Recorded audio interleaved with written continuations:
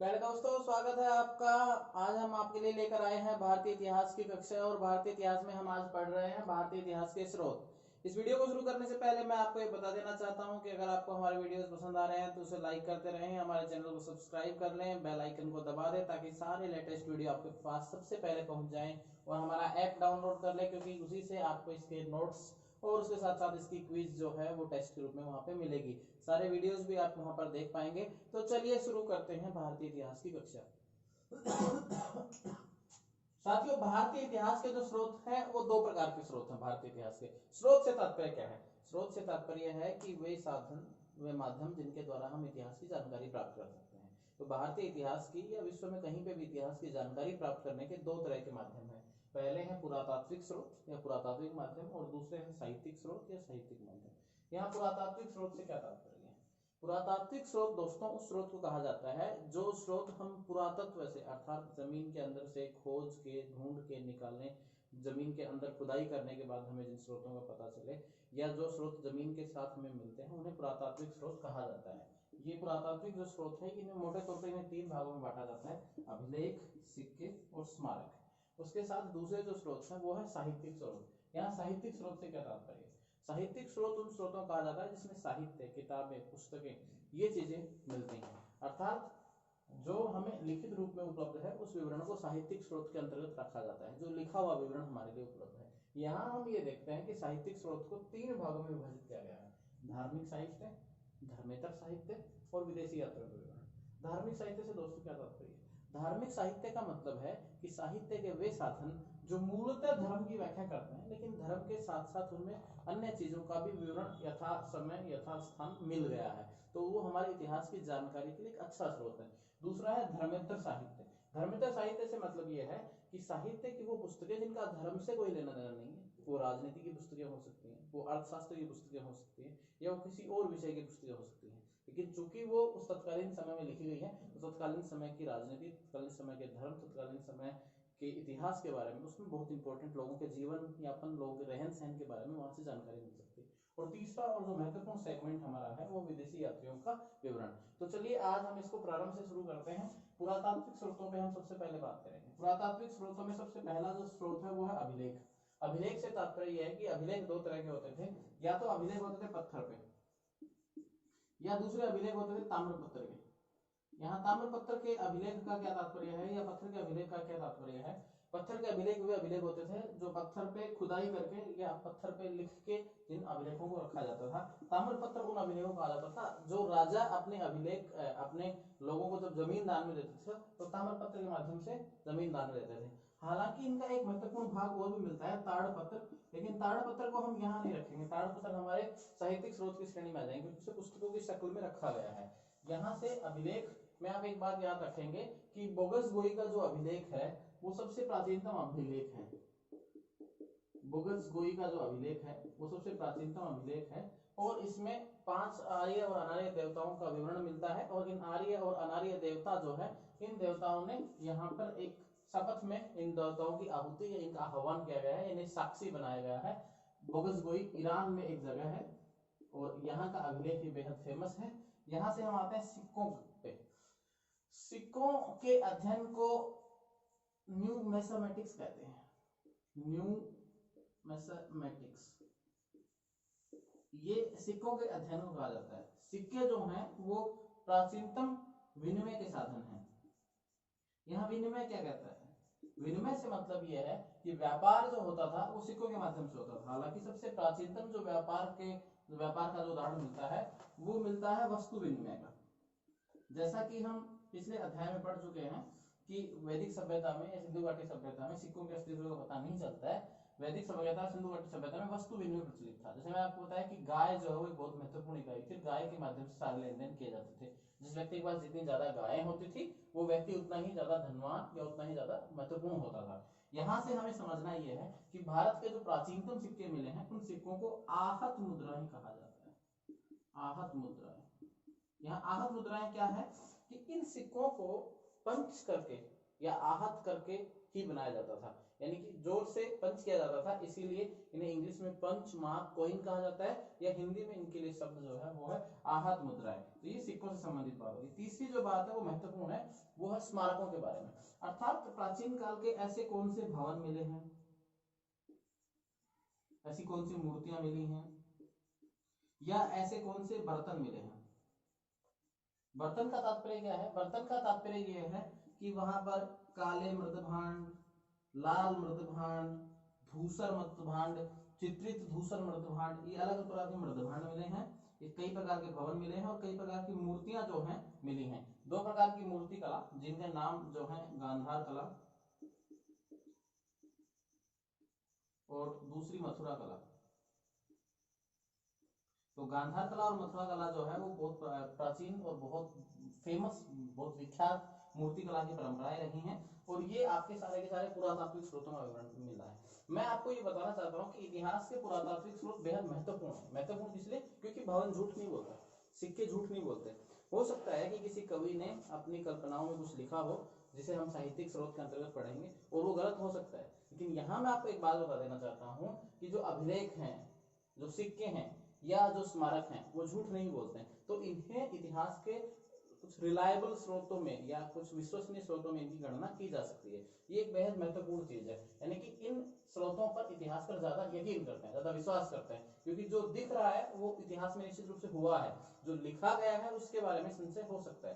तो ये इतिहास के वो स्रोत हैं जिन पे इतिहासकार ज्यादा ध्यान देते हैं, इतिहासकार जिनके बारे में ज्यादा मान देते हैं, या इतिहासकार जिन्हें ज्यादा अच्छे से समझ पाते हैं।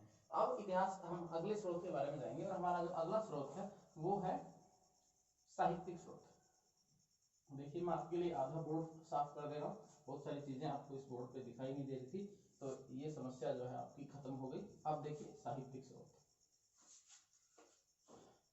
साहित्यिक स्रोत समझने के लिए मैंने आपको बताया कि साहित्यिक स्रोत तीन तरह के होते हैं, धार्मिक साहित्य, धर्मेतर साहित्य और विदेशी साहित्य। सबसे पहले हम बात करेंगे धार्मिक साहित्य की। धार्मिक साहित्य के तीन हिस्से हैं, ब्राह्मण साहित्य, बौद्ध साहित्य, जैन साहित्य। क्योंकि आप जानते हैं कि सबसे प्राचीनतम जो धर्म है वो वैदिक धर्म है, हिंदू धर्म है, सनातन धर्म है। तो उस धर्म से संबंधित जो साहित्य है उसे ब्राह्मण साहित्य कहा जाता है। ब्राह्मण साहित्य को भी कालांतर में दो भागों में बांटा गया है। पहला है वैदिक साहित्य और दूसरा है वैदिकोत्तर साहित्य। अब यहाँ हम इसे वैदिक साहित्य को लेते हैं। वैदिक साहित्य से क्या तात्पर्य है, वैदिक साहित्य समझिए। वैदिक साहित्य ये कहता है कि चार जो वेद हैं, ऋग्वेद, यजुर्वेद, सामवेद और अथर्ववेद, ये वैदिक साहित्य का हिस्सा है। अब इन वेदों के बारे में मोटी मोटी बात समझ लीजिए। ऋग्वेद जो है उसमें वेद यज्ञ करने की जो यज्ञ जो होते हैं उन यज्ञों का मूल आधार जो है वो ऋग्वेद माना गया है। यजुर्वेद में यज्ञ करने के जो तरीके हैं कि किस तरीके से यज्ञ किया जाता है उन तरीकों के बारे में इसमें विस्तार से वर्णन है। सामवेद जो है वो संगीत प्रधान वेद है और अथर्ववेद में जो है हमारे लौकिक जीवन की चर्चा की गई है। लौकिक जीवन का मतलब क्या है, लौकिक जीवन का मतलब है कि हमारे जीवन में जो जादू टोना व्यापार, हमारे जीवन में जो जड़ी बूटियां, जो बीमारियां हैं उनके बारे में इसमें लिखा गया है। यहाँ से आपको एक महत्वपूर्ण चीज समझने की जरूरत है, ये जो वैदिक साहित्य है इस वैदिक साहित्य को ब्राह्मण साहित्य के अंतर्गत रखा गया और ये भी ब्राह्मण साहित्य जो है ये धार्मिक साहित्य के अंतर्गत है। तो यहाँ से इस प्रकार की जो चीजें हैं इन्हें हम वेदों के अंतर्गत पढ़ रहे हैं, लेकिन केवल वेदों को समझने के लिए वेदों को पढ़ना ही जरूरी नहीं था। वेदों से जो आगे की चीज है जिन्हें हम उपवेद कहते हैं, जिन्हें हम ब्राह्मण कहते हैं, जिन्हें हम आरण्य कहते हैं, वो सारी की सारी चीजें जो है वो इसके अगले हिस्से हैं और उन्हें जो है उन्हें वैदिकोत्तर साहित्य, ये जो अगला हिस्सा है वैदिकोत्तर साहित्य का, ये वैदिकोत्तर साहित्य है। वैदिकोत्तर साहित्य क्या क्या वैदिकोत्तर साहित्य में आएगा, ब्राह्मण ग्रंथ, आरण्यक, वेदांग, उपनिषद,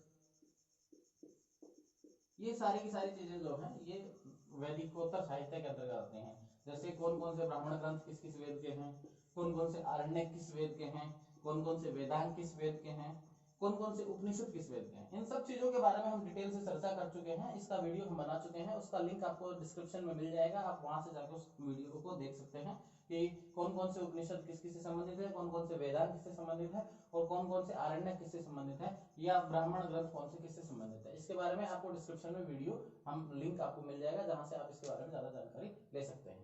अब यहाँ से देखिए, ब्राह्मण साहित्य के बाद जो अगला साहित्य का प्रकार है वो है धार्मिक साहित्य में बौद्ध साहित्य। बौद्ध साहित्य, साथियों बौद्ध साहित्य को भी दो भागों में बांटा गया है। पहली वो पुस्तकें जो प्राकृत में लिखी गई हैं या पाली में लिखी गई हैं, और दूसरी वो पुस्तकें जो संस्कृत में लिखी गई। प्राकृत में लिखी गई पुस्तकों में तीन पुस्तकें बेहद महत्वपूर्ण है। पहली का जो नाम है, जो प्राकृत या पाली में लिखी हुई पुस्तकें हैं, इनमें तीन महत्वपूर्ण पुस्तकें हैं। पहली का जो नाम है वो, पहली जिस पुस्तक का नाम, तो प्राकृत जो साहित्य है इसमें तीन पुस्तकें महत्वपूर्ण हैं। पहली पुस्तक का नाम है सूत पिटक, दूसरी का नाम है विनय पिटक, और तीसरी का नाम है अभिधम्म पिटक। साथियों मैं आपको बार बार समझा रहा हूं कि ये जो है बौद्ध धर्म से संबंधित पुस्तकें हैं, बौद्ध साहित्य में प्राकृत भाषा में लिखी हुई पुस्तकें हैं। आपको अगर ये वीडियो पसंद आ रहा है तो आप इसे लाइक, शेयर और सब्सक्राइब करना मत भूलिए। सूत पिटक जो है इसमें बौद्ध धर्म के नियमों का संग्रह है। विनय पिटक जो है वो आचार विचार की बात करता है, और अभिधम्म पिटक जो है वो इसमें दार्शनिक व्याख्या दी गई। दार्शनिक व्याख्या से क्या तात्पर्य है कि ये जो ग्रंथ है, इन ग्रंथों का दार्शनिक आधार ये है, इनका जीवन यापन, आचार विचार जो है वो इसमें है, और नियम जो है या मूल आधार जो है वो ये है, मूल आधार। अब इसके पश्चात सूत पिटक, विनय पिटक और अभिधम्म पिटक के पश्चात बौद्ध धर्म की उन पुस्तकों की बात करते हैं जो संस्कृत में लिखी गई है। साथियों आप ये जानते हैं कि 6वीं शताब्दी ईसा पूर्व में बौद्ध धर्म यहाँ पर आया, और उस वक्त संस्कृत जो है वो बहुत महत्वपूर्ण पुस्तक यहाँ पे रही है। तो जितनी भी बौद्ध धर्म की तत्कालीन बाद की पुस्तकें हैं वो सारी की सारी पुस्तकें संस्कृत भाषा में लिखी गई है। जैसे अश्वघोष, ये पुस्तक का नाम नहीं है, ये एक राइटर का नाम है, इनके द्वारा लिखी गई पुस्तक बुद्ध चरित्र, ये संस्कृत की पुस्तक है। सारीपुत्र प्रकरण,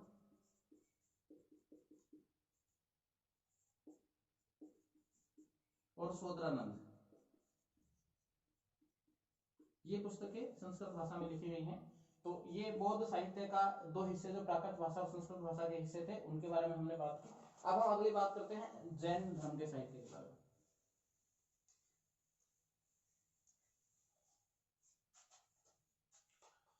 जैन साहित्य जो है इसमें 12 अंग और 12 उपांग शामिल है। यहां से हमें एक चीज और भी समझनी है कि जैन साहित्य की जो महत्वपूर्ण चीजें हैं वो सारी की सारी महत्वपूर्ण चीजें एक भाषा में केवल नहीं लिखी गई हैं। कुछ चीजें जो हैं वो प्राकृत में हैं, और कुछ चीजें जो हैं वो अर्धमागधी भाषा में लिखी गई है। तो ये था जैन साहित्य।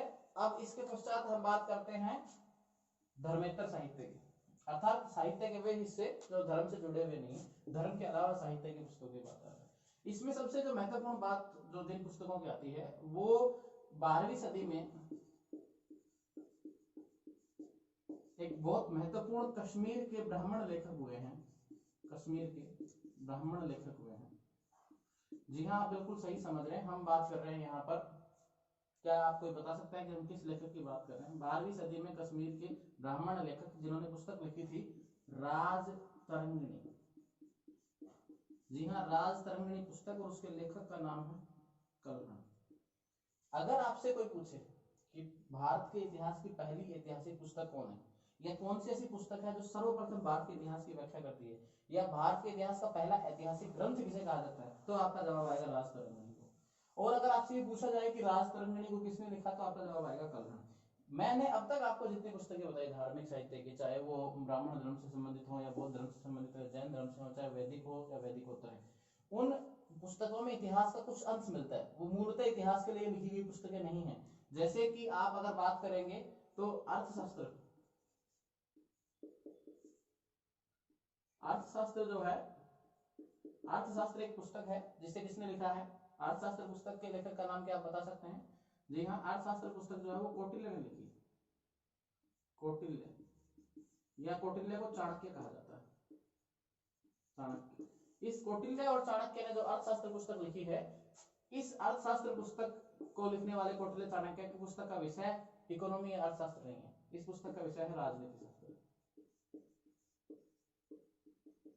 हालांकि ये रासरंगिणी से बेहद प्राचीन पुस्तक है, लेकिन इस पुस्तक में जो मूल विषय है वो राजनीति शास्त्र है, न कि अर्थशास्त्र मूल विषय। अर्थशास्त्र पुस्तक का केवल नाम है, ये एक बहुत महत्वपूर्ण तथ्य है जो आपको कंफ्यूज कर सकता है।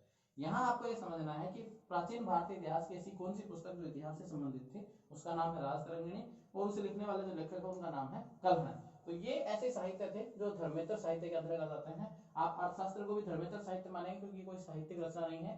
पाणिनि की एक पुस्तक है अष्टाध्यायी, ये भी जो है पाणिनि की अष्टाध्यायी जो है ये भी गैर धार्मिक या धर्मेतर पुस्तक के रूप में इसे गिना जा सकता है। अब साहित्य का जो अगला स्वरूप है या साहित्यिक स्रोतों का अगला भाग है, उस अगले भाग की हम बात करते हैं। और साहित्यिक स्रोतों का अगला भाग जो है वो है विदेशी यात्रियों का विवरण। विदेशी यात्रियों का विवरण हमें क्या सिखाता है कि वेन्सान, फाहियान या इत्सिंग, ये वो विदेशी यात्री हैं जो चाइना से आए। इसके अलावा जब आप देखेंगे मेगास्थनीज,